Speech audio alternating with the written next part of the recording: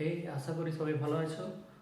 আমরা ইন্ট্রোডাকশান দিয়েছি ইলেকট্রোস্ট্যাটিক্সের, electric field জেনেছি, বেসিক ইন্ট্রোডাকশান জেনেছি ইলেকট্রিক ফিল্ডে।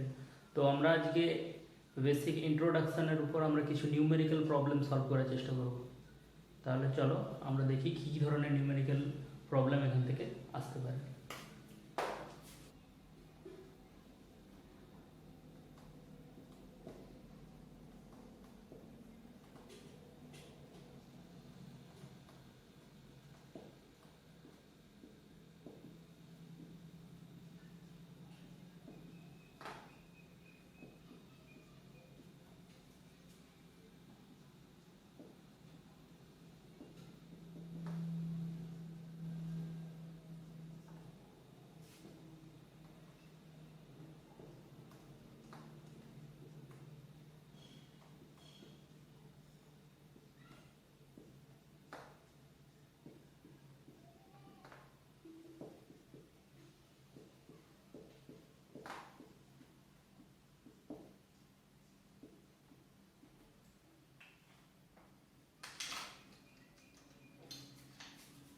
তো ভিডিওটিকে একবার পজ করে ফেলো, পজ করে প্রবলেমটা নিজেরা সলভ করার চেষ্টা করো। আশা করি সবার হয়ে গেছে, যদি না হয়ে থাকে আমি একবার চেষ্টা করছি। তো আমাদের তন্মাত্রিক ঘনত্বের অনুপাত চেয়েছে, তাহলে আমাদের চেয়েছে কি সিগমা 1 ইজ টু সিগমা 2। তো সিগমা ইকুয়ালস টু আমরা কি জানি, Q by 4 pi R square. কেন না, দুটি গোলক বলা আছে, তো গোলক যেহেতু বলা আছে তার ক্ষেত্রফল কত, 4 পাই আর স্কয়ার। তাহলে সিগমা 1 ইজ টু সিগমা 2 সমান কত আসবে, Q by 4 pi R 1 square is to Q by 4 pi R 2 square.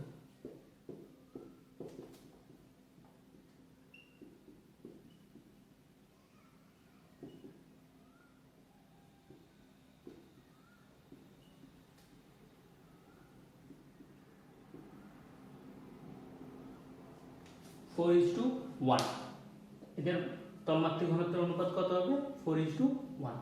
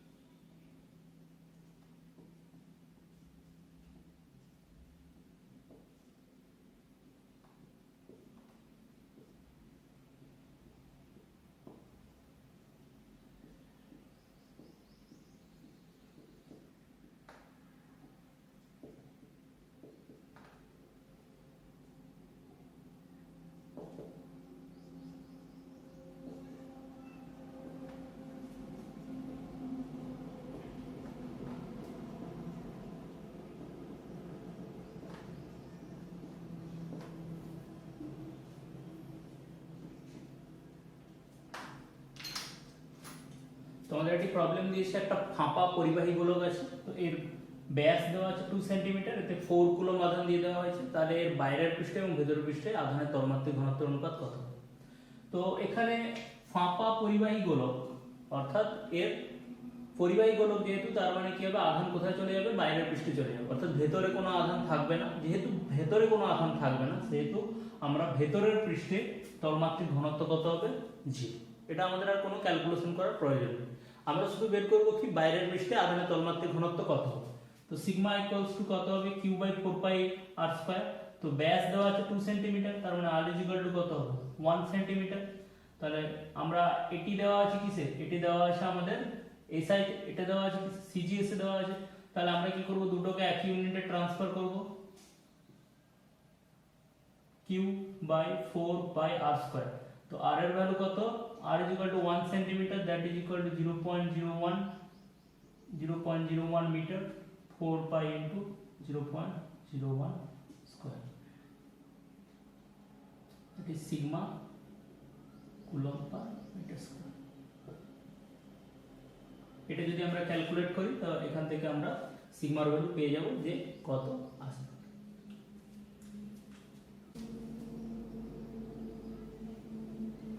বলে দেওয়া আছে কোনো বস্তুর আধান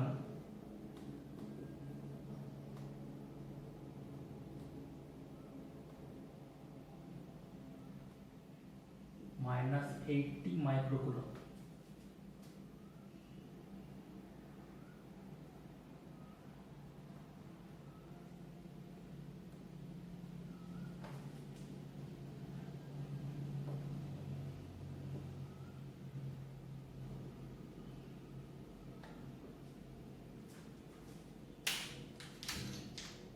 তো কোনো বস্তুর আধান -80 মাইক্রোকুলম, এতে অতিরিক্ত ইলেকট্রন সংখ্যা কত? তো আধান -80 মাইক্রোকুলম, তো আমরা প্লেন q ইকুয়ালস টু করব কি n ইনটু e। তো ইলেকট্রনের আধান কত 1.6 into 10 to the power -19 coulomb. তো -80 সরি ইলেকট্রনের charge n -1.6 into 10 to the power -19। আচ্ছা -80 মাইক্রোকুলম আছে, তার -80 ইনটু 10 টু দি পাওয়ার -6।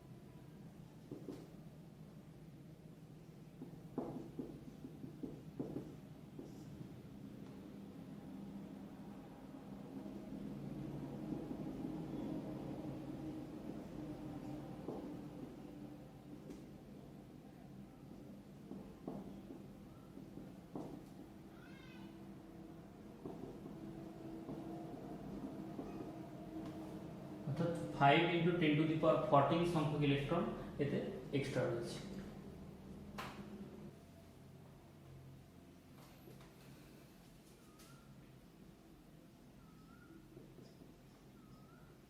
এক হাজারটি তরল বিন্দু যুক্ত হয়ে একটি তরল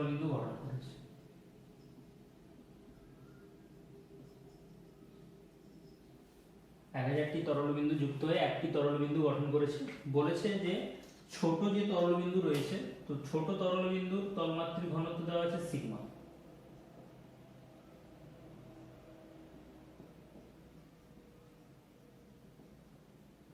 তাহলে বড় যে তরল বিন্দুটা গঠিত হয়েছে তো তার তলমাত্রিক ঘনত্ব কত বের করতে বলেছে।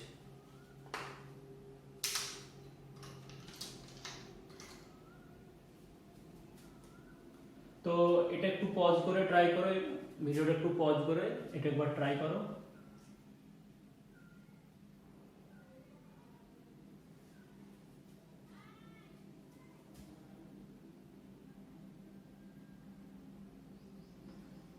ঠিক আছে, আশা করি হয়ে গেছে। তো আমরা ধরে নিচ্ছি প্রত্যেকটি চার্জ কিউ। তো প্রত্যেকটি চার্জ যদি কিউ হয় তাহলে টোটাল চার্জ যখন বড় জলবিন্দু গঠন করবে তার টোটাল চার্জ কত হবে? কিউ ইকুয়ালস টু আসবে 1000 কিউ। তো প্রত্যেকটি রেডিয়াস আমি ধরে নিচ্ছি ছোট হয়। তো বড় জলবিন্দু যখন গঠন করেছে তার ধরে নিচ্ছি কত রেডিয়াস কত ক্যাপিটাল। তো ছোট অবস্থাতে আমাদের প্রত্যেকটির ভলিউম যদি স্মল ভি যদি হয় তো সেটা ইকুয়াল টু আমরা বলতে পারি কত 4/3 পাই আর কিউ। তো যেহেতু বড় জলবিন্দু গঠন করেছে সেহেতু তার টোটাল ভলিউম হবে কত 1000 into 4/3 pi R Q, that is equal to কত 4/3 পাই আর কিউ। প্রত্যেকটি জলবিন্দু যুক্ত হয়ে হাজারটি জলবিন্দু যুক্ত হয়ে গঠন করেছে, তাই 1000 into 4/3 pi R Q that is equal to 4/3 pi R Q বড় জলবিন্দুর ক্ষেত্রে। তো আমরা এখান থেকে যদি ক্যালকুলেশন করি তো r cube equals to 1000 into r cube that is r equals to 10 into r. তো সিগমা ইকুয়ালস টু কি হবে না ছোট জলবিন্দুর ক্ষেত্রে কিউ বাই এরিয়া মানে 4 pi R square. Sigma dash equals to কত হবে capital Q by area 4 pi R square. তো আমরা ক্যাপিটাল কিউ সমান জানি, আমরা বসিয়ে দেব।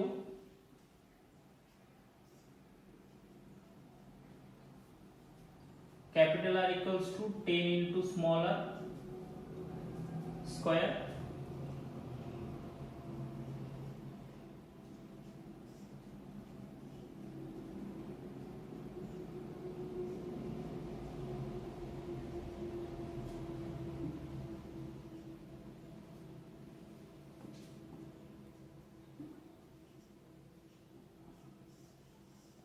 Sigma dash is equal to কত হবে 10 সিগমা, অর্থাৎ যখন বড় জলবিন্দুতে যখন পরিণত হবে তখন তার সারফেস চার্জ ডেনসিটি বেড়ে যাবে।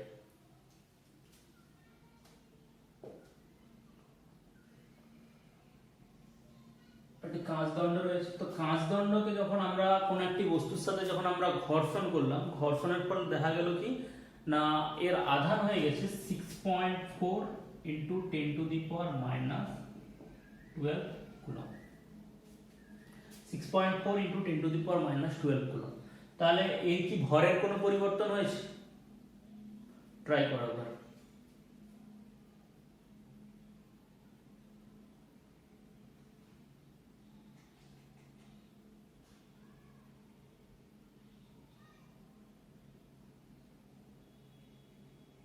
ঠিক আছে, আশা করি হয়ে গেছে। তো আমরা কোন একটা বস্তুকে যখন আমরা কাঁচের সঙ্গে রাব করেছি, তো কাঁচের আধান কত হয়েছে 6.4 into 10 to the power minus 12 coulomb, অর্থাৎ কাঁচে আধান হচ্ছে কি পজিটিভ আধান। তো কাঁচে যদি পজিটিভ আধান হয় তার মানে কি, তার মানে হলো যে এখান থেকে ইলেকট্রন বাইরে বেরিয়ে গেছে। তাহলে ইলেকট্রন যদি বাইরে বেরিয়ে যায় তাহলে কি হবে, এর ভর আগের থেকে কমবে, এটুকু ক্লিয়ার। তাহলে কতটা পরিমাণ কমলো না, একটা ইলেকট্রন যদি বেরোয় তাহলে কতটা পরিমাণ ভর কমবে না, একটা ইলেকট্রন যদি ভর বেরোয় তাহলে তার ভর কমবে কত 9.1 into 10 to the power minus 31। এবার আমার প্রশ্ন হলো যে কতগুলো ইলেকট্রন বেরিয়েছে, তো একটা ইলেকট্রন যদি বেরোয় তো তার চার্জ কত হবে, তাহলে 1.6 into 10 to the power minus 19 coulomb. তো এখন আধান কত হচ্ছে 6.4 into 10 to the power minus 12 coulomb. তো Q equals to N into E, 6.4 10 to the power minus 12 equals to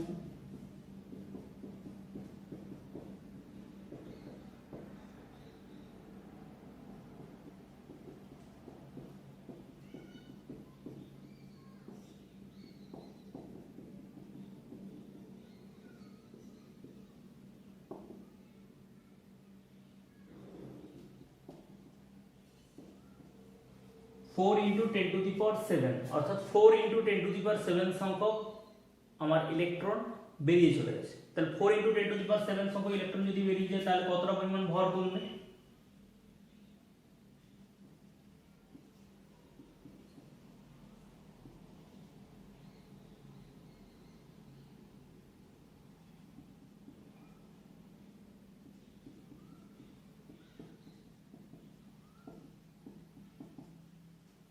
একটা ইলেকট্রনের ভর কত 9.1 into 10 to the power minus 31 KG, তাহলে এতগুলো বেরিয়ে গেছে।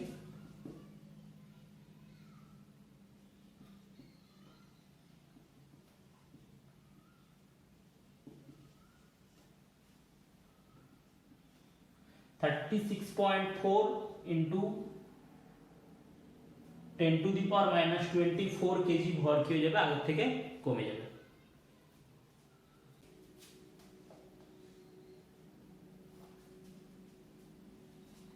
তো আমরা বেসিক কুলম্বস লর উপর বেস করে আমরা যদি প্রবলেম করতে যাই তাহলে আমাদের কি কি জানতে হবে না, কুলম্বস লর উপর যে প্রবলেম ছিল তাতে আমরা জেনেছিলাম formula F equals to 1/4 pi epsilon q1 q2 by r square।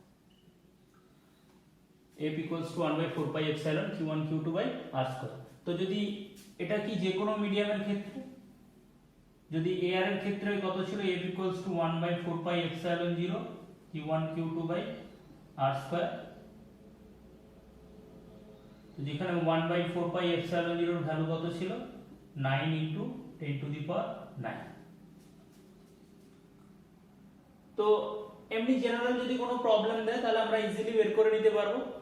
তো আমাদের আরেকটা জিনিস, আমরা যদি এটা এসআই পদ্ধতিতে ছিল, যদি সিজিএস পদ্ধতিতে থাকে তাহলে সেই ক্ষেত্রে F equals to q1 q2 by r square air মিডিয়ামের ক্ষেত্রে।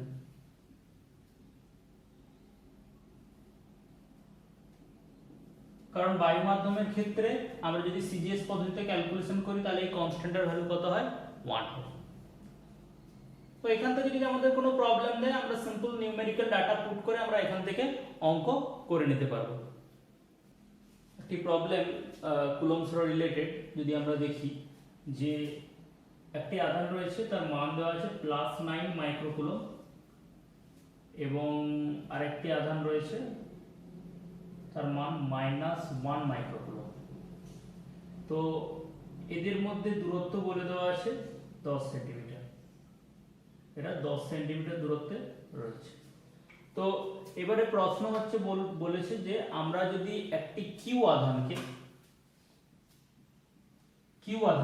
এদের সংযোগ সরলরেখা বরাবর ঠিক কোন জায়গায় রাখলে তার উপর এই কিউ এর উপর নেট প্রযুক্ত বলের মান 0 হবে, অর্থাৎ কিউ কোনো আকর্ষণ বা বিকর্ষণ বল অনুভব করবে না।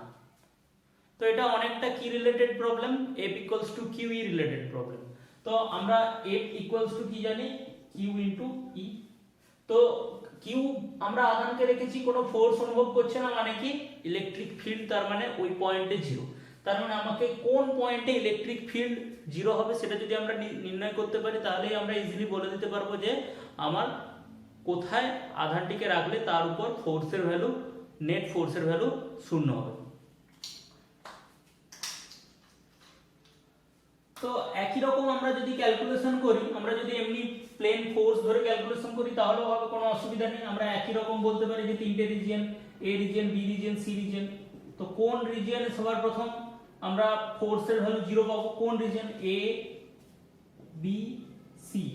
এ বি সি এর মধ্যে কোন রিজিয়নে আমরা নেট ফোর্সের ভ্যালু 0 পাবো?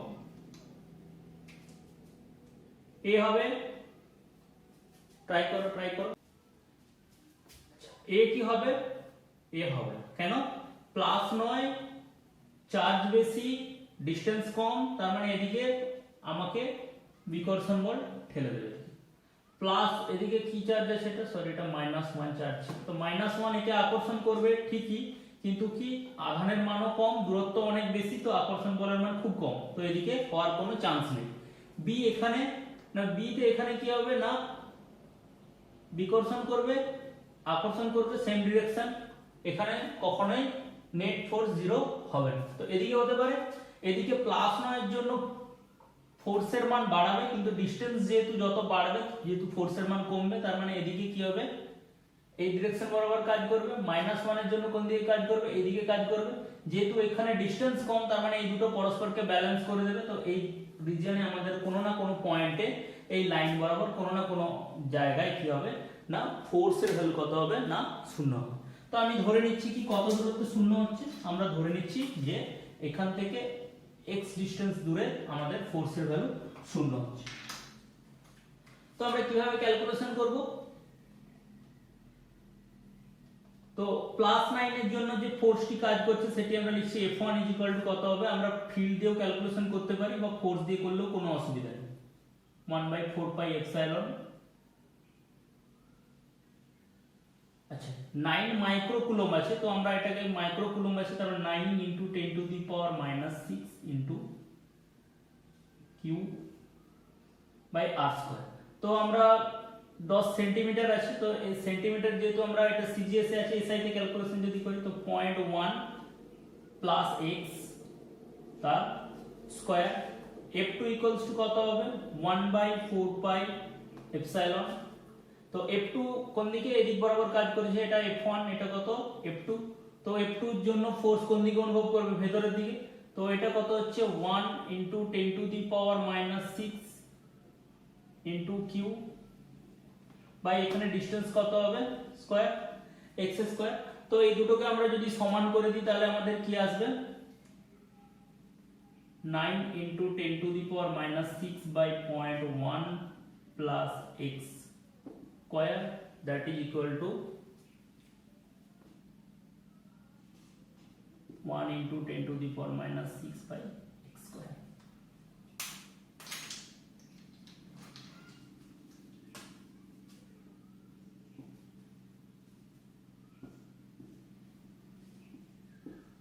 (9x² = 0.1 + x²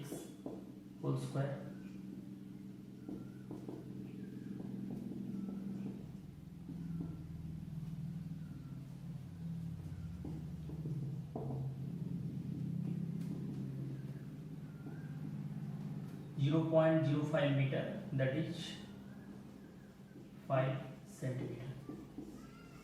তো এখান থেকে কত দূরত্ব দূরে?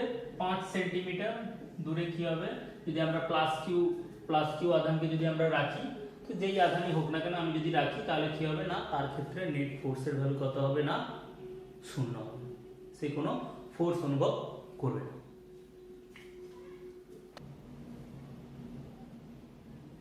Problem number 7। তো এখানে কি বলেছে না, বলেছে যে দুটি সোলার বল রয়েছে, দুটোর মাস একই, দুটোরই ভর m বলে দেওয়া আছে। তো এদেরকে সমান পরিমাণ আধান দিয়ে দেওয়া হয়েছে, কিউ দুটোতেই সমান পরিমাণ আধান দিয়ে দেওয়া হয়েছে। তো এদেরকে কি বলা হয়েছে না, একদম ভরহীন দুটো সুতোর সাহায্যে একটি বিন্দু থেকে ঝুলিয়ে দেওয়া হবে। তো ভরহীন সুতোর সাহায্যে একটি বিন্দু থেকে কি করা হলো না, ঝুলিয়ে দেওয়া হলো। এইভাবে দুটো আলাদা আলাদা সুতো দিয়ে ঝুলিয়ে দেওয়া হয়েছে। তো ঝুলিয়ে দেওয়ার ফলে কি দেখা গেল না, এদের মধ্যে ডিসটেন্স হয়ে গেল ডি, এবং এরা আনুভূমিকের সঙ্গে থিটা কোণ করেছে। এদের মধ্যে ডিসটেন্স হয়ে গেল কি, ডি ডিসটেন্স হয়ে গেল, এবং এরা আনুভূমিকের সঙ্গে থিটা কোণ উৎপন্ন করেছে। তাহলে বলে দেওয়া আছে যে কিউ এর মান কত হবে নির্ণয় করো। তো আমরা কিভাবে বের করব? আবার একবার বলছি, দুটো কিউ পরিমাণ আধান, দুটোরই আধান কিউ, তাদের মাস এম দেওয়া আছে, তাদেরকে ঝুলিয়ে দেওয়া রয়েছে, এবং তাদের মধ্যে যখনই ঝুলিয়ে দেওয়া হলো তাদের মধ্যে ডিসটেন্স ডি হয়ে গেছে এবং আনুভূমিকের সঙ্গে থিটা কোণ করেছে। তাহলে এদের কিউ এর মান কত হবে?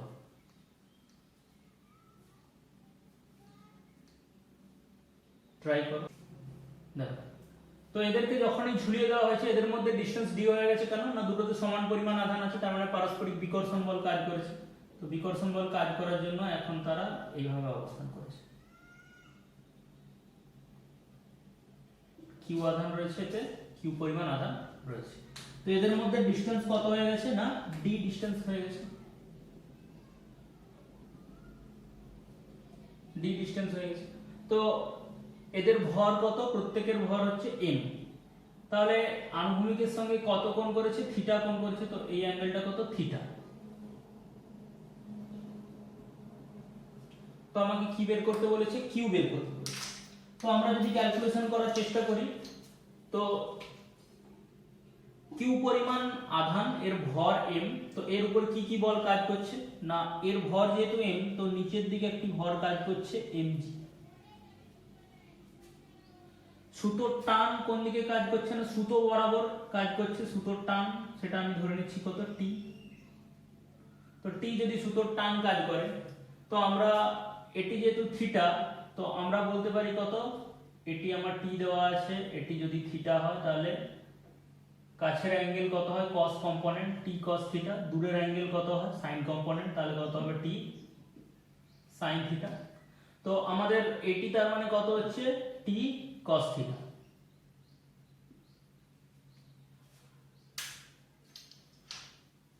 উপরের দিকে যেটা কাজ করছে সেটি কত হবে, টি sin থিটা। আচ্ছা, আরেকটি ফোর্স বাকি রয়ে গেল কি না, এরা পরস্পরের মধ্যে নিশ্চয়ই বিকর্ষণ বল কাজ করছে, তবেই না দূরে সরে গেছে।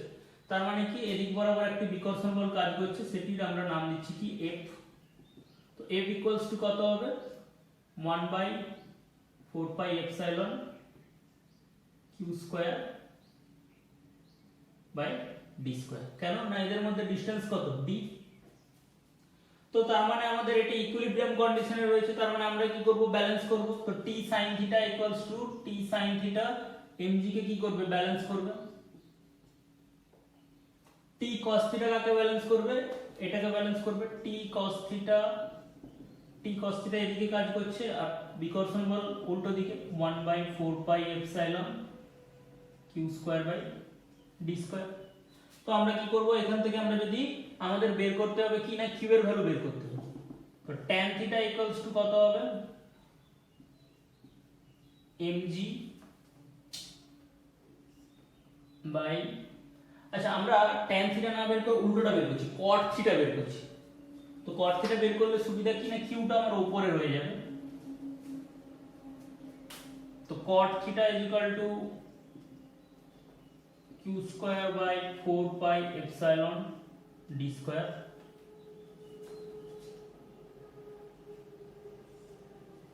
Divided by mg। আমরা এই দুটোকে যদি ডিভাইড করে দিই তাহলে কি হয়ে যাবে, cot থিটা পেয়ে যাব। তো এখান থেকে আমরা বের করতে হবে কি, কিউ বের করতে হবে। তো কিউ স্কয়ার ইকুয়াল টু আসবে 4 pi epsilon D square mg cot theta, that is q equal to root under 4 pi epsilon d square mg cot theta। আমরা এখান থেকে ইজিলি আমরা কি চার্জের ভ্যালু বের করে নিতে পারবো। এই ধরনের প্রবলেমের ক্ষেত্রে আমরা কি, যদি চার্জ দেওয়া থাকে তাহলে আমরা সেক্ষেত্রে মাসও বের করতে পারবো, যদি আমাদের অ্যাঙ্গেল বের করতে বলে সেক্ষেত্রে আমরা অ্যাঙ্গেলও বের করতে পারবো। তো এই ধরনের অঙ্ক করার ক্ষেত্রে কি কনসেপ্ট কাজে লাগবে না, আমরা সুতোর টান টি ধরে নেব এবং তার কম্পোনেন্টে ভেঙে দেব এবং তার দুটো কম্পোনেন্টকে একটিকে ব্যালেন্স করবে কে না, তার mg অর্থাৎ তার নিজের যে ওয়েট সেটি ব্যালেন্স করবে এবং আরেকটি বিকর্ষণ বল কি করবে না, ব্যালেন্স করবে। তো এখান থেকে আমরা ইজিলি এই ধরনের প্রবলেম আমরা করতে পারবো। এবার আমরা আসবো প্রবলেম নাম্বার 8 এ। তো এখানে আমরা এমনি প্লেন কুলম্বের সূত্র অনুযায়ী জানি কি, এখানে আমাদের একটি আধান রয়েছে কত q1 এবং এখানে একটি আধান রয়েছে কত q2 এবং এর মাঝে একটি মাধ্যম রয়েছে, তো সাপোজ বায়ু মাধ্যম রয়েছে। তো তার তড়িৎভেদ্যতা কত এপসাইলন 0। সেই ক্ষেত্রে আমাদের যদি এদের মধ্যে ডিসটেন্স যদি বলে দেওয়া থাকে r, তো এর মধ্যে কত পরিমাণ বল কাজ করবে, F equals to 1/4 pi epsilon 0 q1 q2 by r square। তো এখানে এই প্রবলেমটাকে একটু চেঞ্জ করে দিল, কি করলো না, বললো যে এদের মাঝে d থিকনেসের এবং এপসাইলন r আপেক্ষিক তড়িৎভেদ্যতা সম্পন্ন এপসাইলন r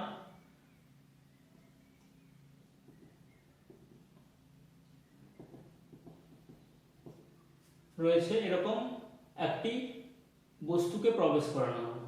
তাহলে এই ক্ষেত্রে ফোর্স বা বলের মান কত হবে। তো এখানে একটি মাধ্যমকে কি করা হয়েছে না, প্রবেশ করানো হয়েছে, যার থিকনেস কত বলে দেওয়া আছে না, ডি থিকনেস বলে দেওয়া আছে এবং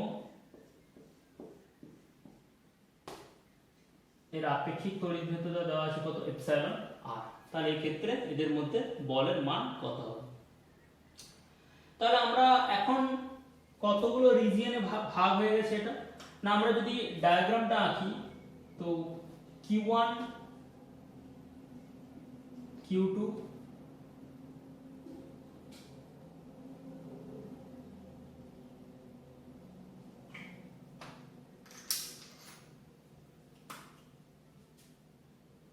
ডি থিকনেস, তার মানে এটি কত r মাইনাস ডি,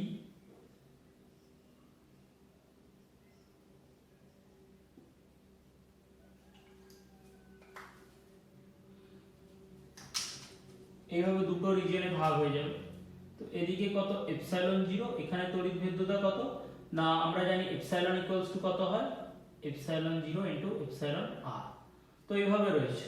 তো আমরা কিভাবে এই প্রবলেমটা সমাধান করব না, এই ক্ষেত্রে প্রবলেমটা সমাধান যদি করতে হয়, কারণ আমাদের কুলম্বের সূত্র আমরা তখনই অ্যাপ্লাই করতে পারবো যদি দুটো মানে পুরো দুটো চার্জের মধ্যে মিডিয়ামটা যদি একই হয়।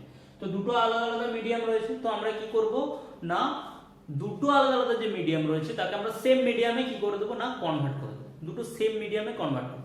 তো আমরা কি করব, এই যে মিডিয়ামটা রয়েছে একে আমরা কি করে দেবো না,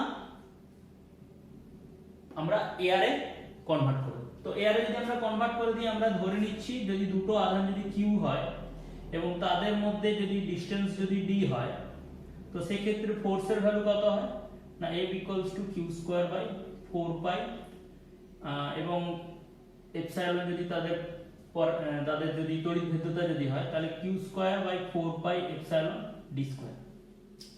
তো এই সেম পরিমাণ ফোর্স আমরা যদি অনুভব করতে চাই এয়ার মিডিয়ামে, তাহলে সেই ক্ষেত্রে আমাকে ডিসটেন্স কত রাখতে হবে ওই দুটো আধানকে।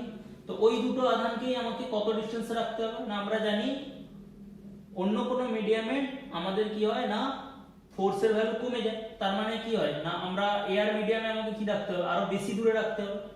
তো আমরা ধরে নিচ্ছি না এয়ার মিডিয়ামে আমরা x ডিসটেন্সে রাখলে আমরা ওই দুটো চার্জেরই আমরা মধ্যে সেম ফোর্স আমরা অনুভব করতে পারবো। তাহলে সেই ক্ষেত্রে আমরা লিখতে পারি Q square by 4 pi epsilon 0 X square. তো এখান থেকে আমরা ডি আর এক্স এর মধ্যে আমরা একটা রিলেশন পেয়ে যাব।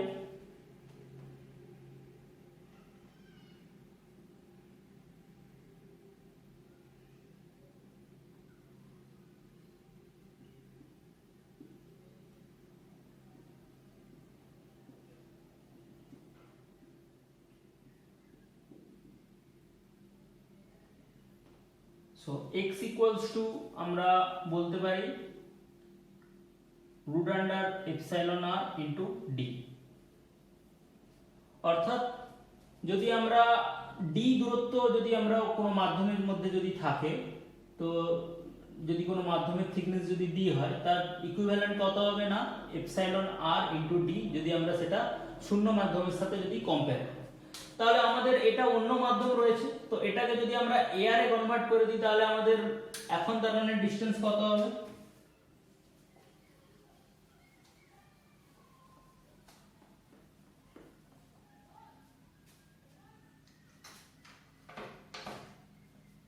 তো আমরা যদি এয়ার এ যদি কনভার্ট করতে যাই, তাহলে এদের মধ্যে ডিসটেন্স কি হবে না বাড়াতে হবে। কারণ কি, এয়ার এ রাখলে কি হবে না, ফোর্সের মান একই ডিসটেন্স যদি আমরা রেখে দিতাম, তাহলে ফোর্সের মান কি যেত, বেড়ে যেত।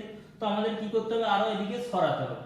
তাহলে আমাদের এখন যদি আমরা এয়ার এ রেখে দিই, তাহলে Q1 পুরোটাই যদি এয়ার হয়ে যায়, তাহলে এটি কি ছিল, অলরেডি এয়ার ছিল। তো এদিকটা কি ছিল, অন্য মিডিয়াম ছিল, এটাকেও আমরা কি করে দিয়েছি, এয়ার এ কনভার্ট করে দিয়েছি। তো এটাও আমাদের হয়ে গেছে কি air.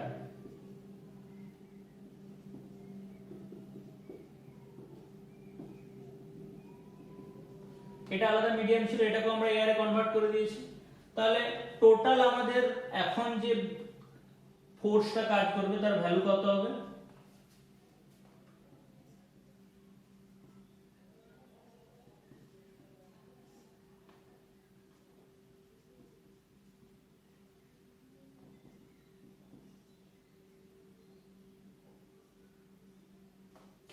Q1 Q2 by 4 pi epsilon 0 r minus d plus x এর হোল স্কয়ার, যেখানে x কি root under epsilon r into d।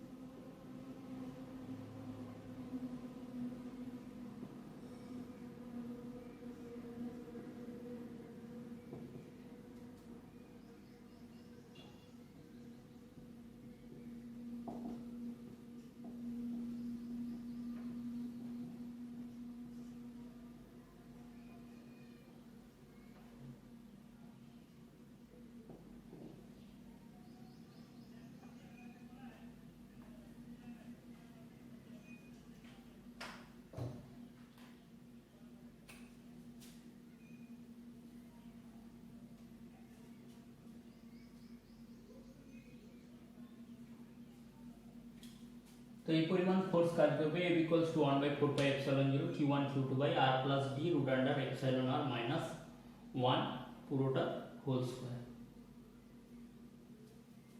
তো প্রবলেম নাম্বার 9 যদি আমরা দেখি, তো সাপোজ বলে দেওয়া আছে ধরো যে একটি ইলেকট্রন মুভ করছে, একটি ইলেকট্রন একটি নির্দিষ্ট ভেলোসিটি নিয়ে মুভ করছে, কোন ডিরেকশন বরাবর, x ডিরেকশন বরাবর। ইলেকট্রন কোন ডিরেকশন না x ডিরেকশন বরাবর মুভ করছে। তো আমরা কি করলাম না, x ডিরেকশনের পারপেন্ডিকুলার ডিরেকশন বরাবর আমরা একটা ইলেকট্রিক ফিল্ড প্রয়োগ করলাম। সাপোজ এইভাবে ইলেকট্রিক ফিল্ড দেওয়া রয়েছে,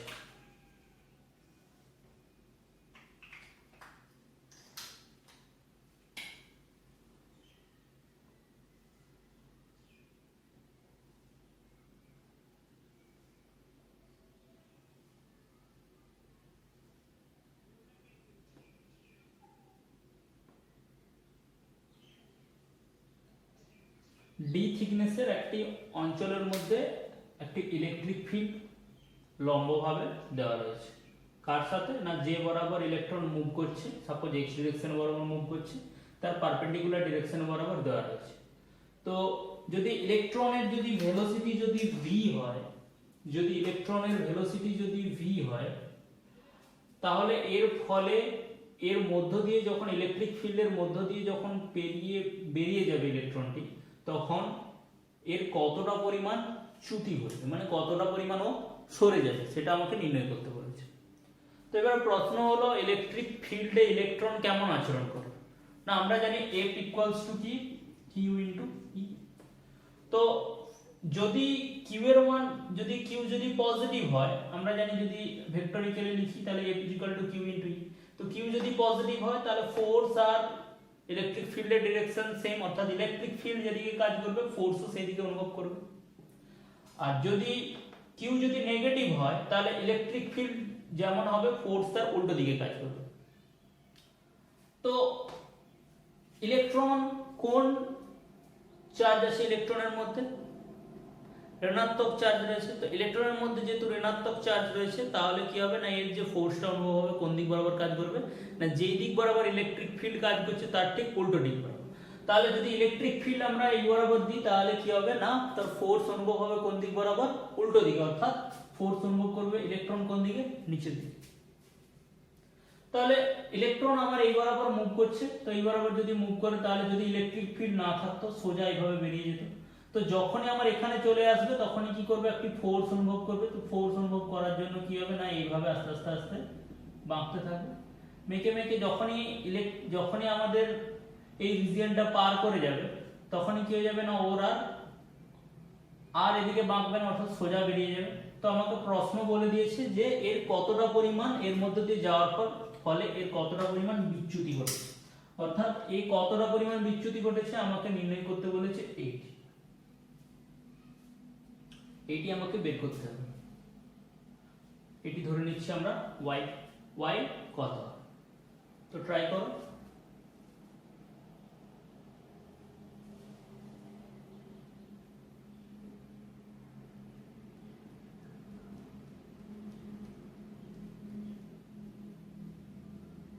ঠিক আছে, তো ইলেকট্রন ভি ভেলোসিটি নিয়ে যাচ্ছিল, তো ভি ভেলোসিটি নিয়ে যদি যায় তাহলে সে এখানে আসার পর যখনই এখানে চলে এলো তো তার এক্স ডিরেকশন বরাবর যে ভেলোসিটি ছিল তার কি কোনো কম্পোনেন্টে চেঞ্জ হবে না, কারণ কি তার এক্স ডিরেকশন বরাবর কোনো ফোর্স অনুভব করেনি। তাহলে ফোর্স সে কোন ডিরেকশন বরাবর অনুভব করছে, এই ডিরেকশন বরাবর। তাহলে যেহেতু এই ডিরেকশন বরাবর ফোর্স অনুভব করবে তাহলে সেহেতু কি হবে এই ডিরেকশন বরাবর কি হবে না ফোর্সের জন্য একটা এক্সেলারেশন অনুভব করবে। তাহলে আমরা এখন একে আমি দুটো কম্পোনেন্টে ভাগ করে নিতে পারি। এই যে ভেলোসিটি vx, তো vx কত v, কারণ কি সে x ডাইরেকশন বরাবরই v ভেলোসিটি নিয়ে যাচ্ছিল। তো y ডাইরেকশন বরাবর তার ভেলোসিটি কত হবে না y ডাইরেকশন বরাবর তার ভেলোসিটি টাইমের রেসপেক্টে চেঞ্জ হবে। কেমন চেঞ্জ হবে না যত আমরা ইলেকট্রনটি সামনের দিকে এগোবে তত কি হবে তার ভেলোসিটি আস্তে আস্তে আস্তে বাড়তে থাকবে, কতদূর পর্যন্ত যতক্ষণ না ও ফিল্ড পেরিয়ে যাচ্ছে। তাহলে ওর ফিল্ড পেরোতে কতক্ষণ টাইম লাগবে না ওর ফিল্ড পেরোতে যে টাইমটা লাগবে সেটা আমরা যদি ক্যালকুলেশন করি না ফিল্ড কতটা অঞ্চল জুড়ে দেওয়া রয়েছে ডি রিজিয়ন জুড়ে, তার ফিল্ড পেরোতে ওর টাইম লাগবে কত t equals to t by actually vx। তো vx এর ভ্যালু কত v,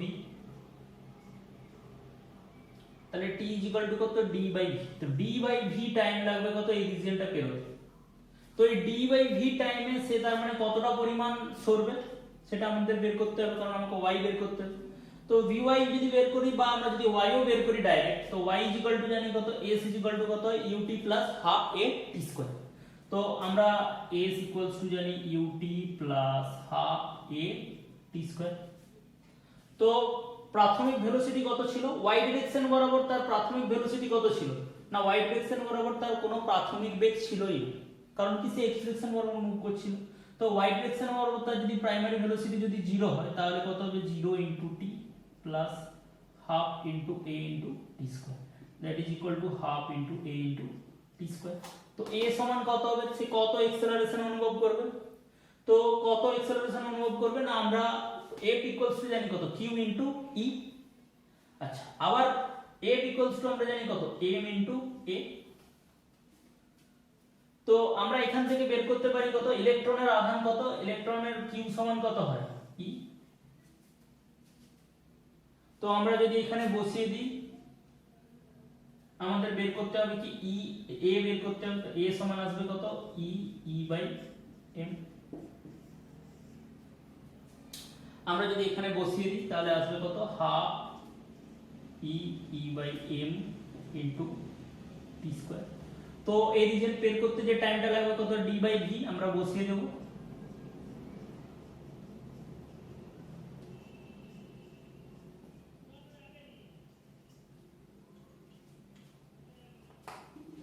অর্থাৎ তার কতটা পরিমাণ চ্যুতি ঘটবে, half E by M into D by V এর হোল স্কয়ার। এতটা পরিমাণ কি হয়ে যাবে না, তার অ্যাক্সিস থেকে সরে যাবে। তো আজকে আমরা কিছু নিউমেরিক্যাল সলভ করলাম, ইন্ট্রোডাকশন অফ ইলেকট্রোস্ট্যাট আর কুলম্বের সূত্রের উপর বেস করে। তো আমরা হচ্ছে নেক্সট ডে আমরা তড়িৎ ক্ষেত্র সম্পর্কে আমরা আরো ডিটেলসে আলোচনা করব। আমরা পড়ে নিয়েছি অলরেডি কি না, কোনো বিন্দু আধানের জন্য আমাদের তড়িৎ ক্ষেত্র কেমন হবে। তো সেটা থেকে আমরা কোনো বিস্তৃত বস্তুতে যদি আমরা আধান দিই তাহলে তার জন্য কোনো একটি পয়েন্টে তড়িৎ ক্ষেত্র কেমন হবে সেগুলো সম্পর্কে আমরা ডিটেলসে আলোচনা করব।